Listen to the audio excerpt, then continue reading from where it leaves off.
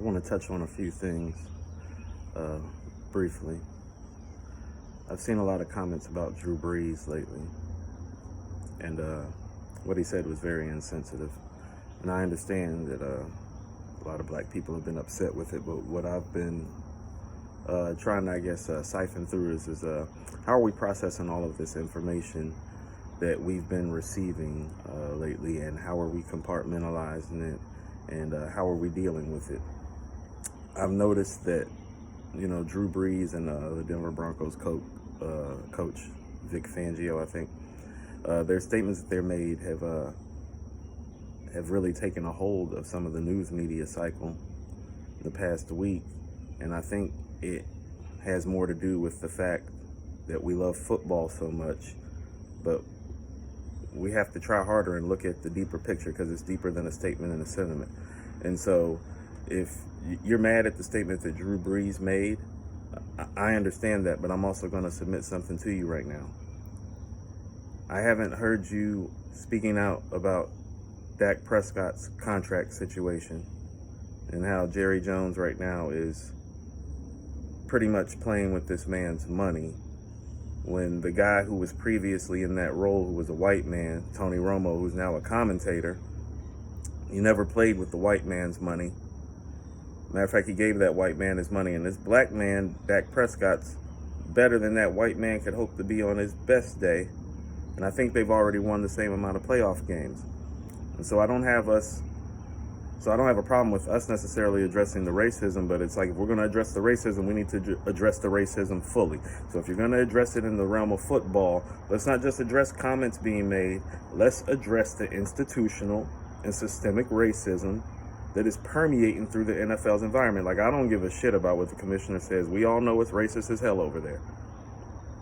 And so when we want to look at this man's comments and statements, if you want to be mad, like, be mad, but let's get to the root of what's going on. Like, why aren't you mad at how the Carolina Panthers, my home team, how they just did Cam Newton the last 2 years? Like, the process of the Carolina Panthers removing Cam Newton from their organization, first of all, it's deplorable, but second of all, it's like a fundamentally sound building block on how racist institutions siphon out blacks in power or in potential positions of power or influence.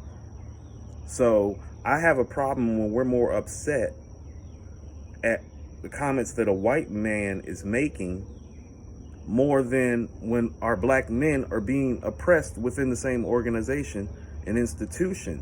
And so this is what I'm saying when I say we need to be mindful. Like, let's remember, and shout out to my boy Matt. I mean, I'm pretty sure he got the meme from somewhere and reposted it. Mike Vick did more jail time for killing dogs than these dusty ass white men who are poor excuses for men. Michael Vick got more time for killing dogs than they're getting for killing black men. So is the Drew Brees sentiment and statement bad? Like, yeah, but let's start putting it on the scope of things. What's more harmful?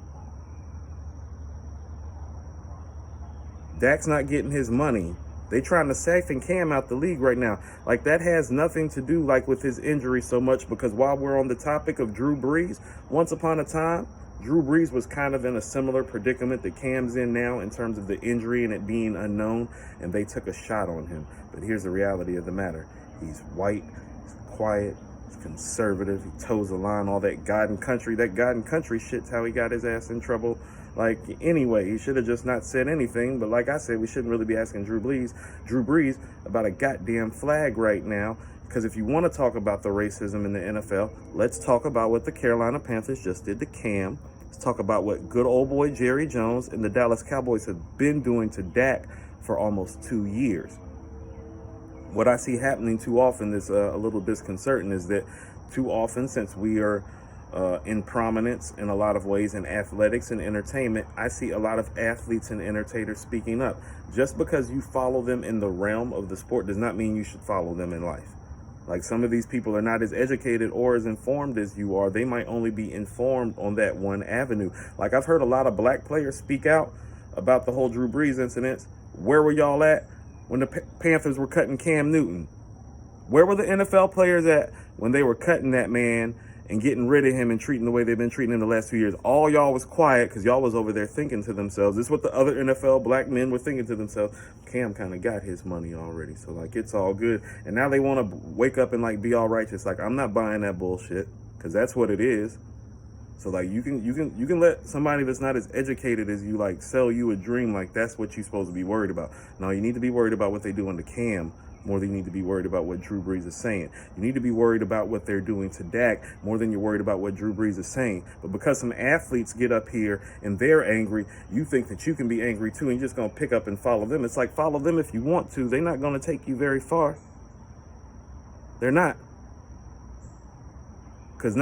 There aren't but so many athletes out here that even care enough to delve into other things, because while everybody was talking about Drew Brees' comments, the leaders of the Democratic Party were putting on kente cloths and kneeling in honor of George Floyd, like, which was like, for me, like some extremely like disrespectful. Like I haven't even found the words to qualify or quantify like what I really feel about it, but I'm clear we should be more concerned with that coon shit that they just pulled. The Democratic Party, yeah, like on a live news channel, like when my boy sent it to me, like I thought it was like almost halfway through. I was like, are they getting on Kente Carson? Like, where were they when Colin Kaepernick was kneeling? Now everybody wants to kneel. And so this is what I'm saying, how we have to be mindful. I've seen more people concerned with Drew Brees' comments than literally an entire political party that usually, predominantly, we as blacks vote this party. They just put on traditional kente cloths and kneel. Like they have. If you don't understand what I'm saying, like by them doing that and what it means, like I don't know what else to do but like pray for you, because I'm going to be like here another 10, 15 minutes just breaking that aspect of that foolish. It's just foolish. It's just stupid as some of the dumbest shit I've seen. And it's very problematic that we cling, and we as people, black people, sometimes we just cling to like who's famous. Like just because they're famous doesn't mean they know. And so since we all love football and Drew Brees is white, like we're jumping all over him, and that's fine. But you know, understand, Drew Brees throws a football for a living. Like there's a whole party that obviously is out of touch that I think we probably should be more concerned with. I'm pretty certain that the decisions that they make and the things that they do impact our lives more than Drew Brees throwing the fucking football 50 yards. I mean, if somebody feels differently, I mean, please feel free to let me know. I guess we can talk about it. You're not gonna win. You're gonna look very bad, but you can do such things. And last thing I want to say, and this is kind of on subject, because all my stuff is kind of on subject because it's relevant to the situations that I see that are going on, that are permeating, you know, mostly in my community, but also throughout the world as well. Especially recently, it appears everybody cares, and I'd like to thank you for caring. You're late as fuck. You don't get credit for doing what you're supposed to do from the jump. Like, just so we clear, talking to everybody that just hopped up and started caring, you don't get credit for doing what you were supposed to be doing from the jump. Like, you don't get no thank you, no pat on the back, like nothing. Thank you for showing up. We appreciate it. Keep pushing. Thank you for finally doing what you're supposed to do. You know, and that's just a fraction of the people. You know, but the last thing that I want to say is that I've been doing a lot of digging and a lot of research lately, just on our black history, like with a lot of things. And I think one misnomer that this generation has is I think that we're under the impression that we have to agree on everything, and like that's just not the case. And here's what I mean when I say that. I mean, we as black people, we are so disenfranchised, and we have been psychologically so broken and so torn apart from each other that those of us that try to galvanize our community have always kind of moved with this notion or this mentality that everything and every way we move has to be in lockstep, like down the line. And I'm literally studying right now the most famous economic or wealthiest or what I feel the most important economic revolutions for black people here in America.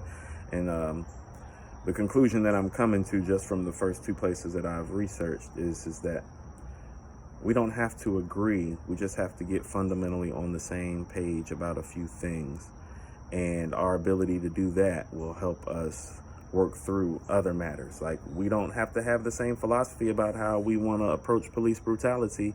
Some of us may believe that, I know some people feel, and I'm kind of on the fence right now, that like, we're not sure how smart it is to really defund the police right now, because we don't know where they're putting that money. They could just be feeding it into the next racist ass agenda.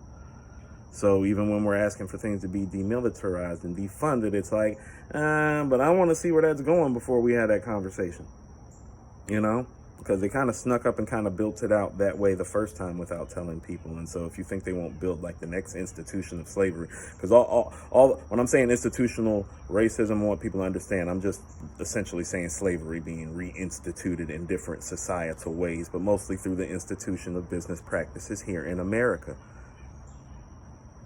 Not as democratic as you think.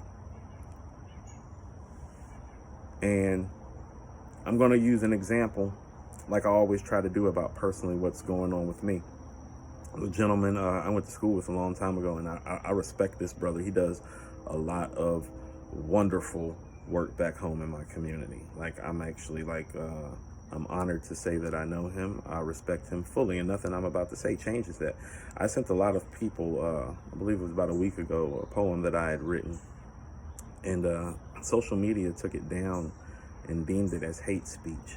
I was kind of testing the waters anyway, because I feel like, some of us get watched more because some of us are maybe a little bit more controversial and influential with what we say, no matter how many followers you may or may not have. If you know about algorithms, platforms, how social media is really setting up, you might be watched.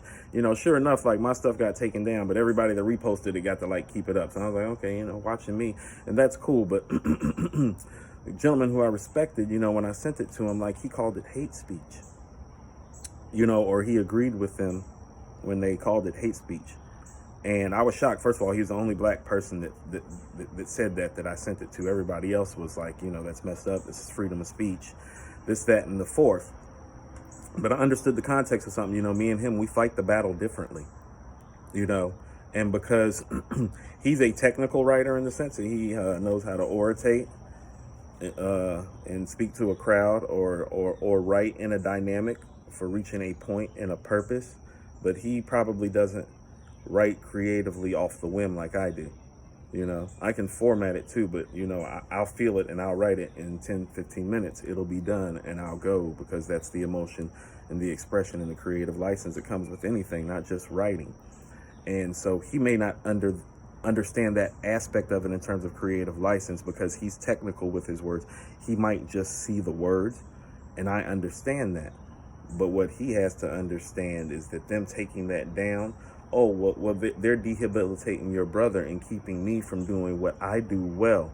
And in this, what we're really not supposed to do, it's not meant for all of us to protest and march. I actually had an older black man who protested and marched with Dr. King, told me actually the protest and marching is actually a young man's game or a young woman's game, So, and that was just his take on it. So we all have different takes. But what I want my brother to understand is that, even if you think that what I was saying was hate speech, I still deserve to be heard. I mean, the Constitution is hate speech. I mean, if we really want to get down to it, there are articles written all throughout the course of time that have been used in this country to tear us down that could be deemed at hate speech. They call it a law. And also, too, there's other sides of the coin, too. I know there are people who, quite frankly, do not care for me that much. But about this, I can see some of them that are riding with me because they know how I am and who I am about this. I know one lady, I forgot she even followed me on social media when she popped up and liked one of my photos and liked one of the things that I posted, because I know personally she's not a big fan of mine. But I'm going to tell you something about her. She's a rider. And about the cause and about this right here, because she has a black son. I know that she'll get on my team and do whatever needs to be done, and then turn right around and say the hell with you, Armand, and walk back out the door when the cause is done. And I'm okay with that. because we have to be okay with all of us existing how we need to exist in the best versions of ourselves in order to really incite the change within our communities. We have to stop asking each other to get on the same page. No. Stay on your page and play your position. Let's just get some things fundamentally together for the sake of the cause. And I keep telling people, I'm gonna keep on saying this, rule number one is to stay alive. Like the people that are talking about separating, like that's like step number 8 or 9.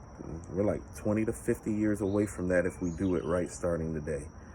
And so I wish some of our black leaders would stop. Oh, we need, every time we say that, like, first of all, it never happens when we say that. And the reason that it never happens is because that's like step 7, 8, or 9 on a plan. And like, we got to get past like step 1. Like step 1 is to stay alive. Step 2 is to get on the same socioeconomic page, or at least start building towns and areas that do, so on and so forth. The education's in there somewhere too. I would probably put the education ahead of the socioeconomics, or have those things be in lockstep. But that's neither here nor there right now, because we're still on step 1, which is stay alive. Now, once we stay alive, we can get to the next step. I think we're getting close to the next step, because it appears that this is, I mean, I'm about to be 39 in a few months. I've never seen white people this angry, but once again, you don't get credit for doing some shit you should have been doing from the jump. So, y'all have a blessed day.